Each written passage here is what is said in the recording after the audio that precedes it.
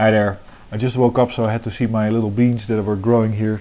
They were trying to suck up some water, and hopefully internally all these processes of life will start telling it that it needs to try to grow a little root and a little stem, which it usually does if you try this. They might be dead, so I'm going to get some new ones.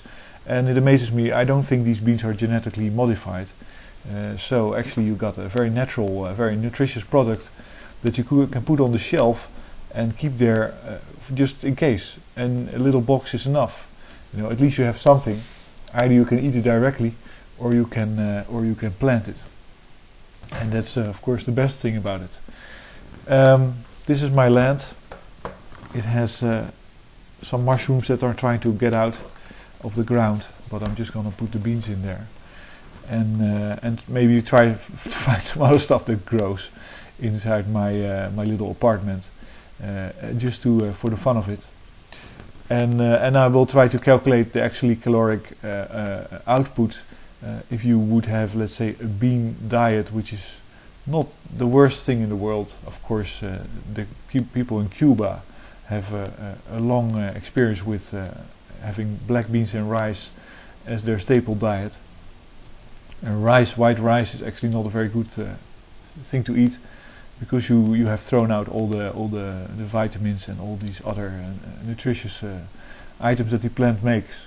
You know, it's very simple to understand. If you see an apple, it stays fresh for weeks. It can stay fresh for weeks. How does it do that? Well, it has stuff in it, organic compounds that keep it fresh. Well, if you eat the apple, you stay fresh. That's as simple as it is. It doesn't get any more simple.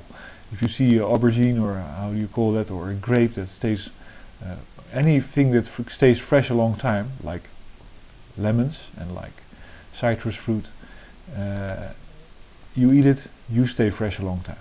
That's why it has beneficial effects. And of course, all these the brown coloring in these beans, I believe, is also one of these color compounds. They usually have a very special effect on our cells, because they basically slow down the process of division.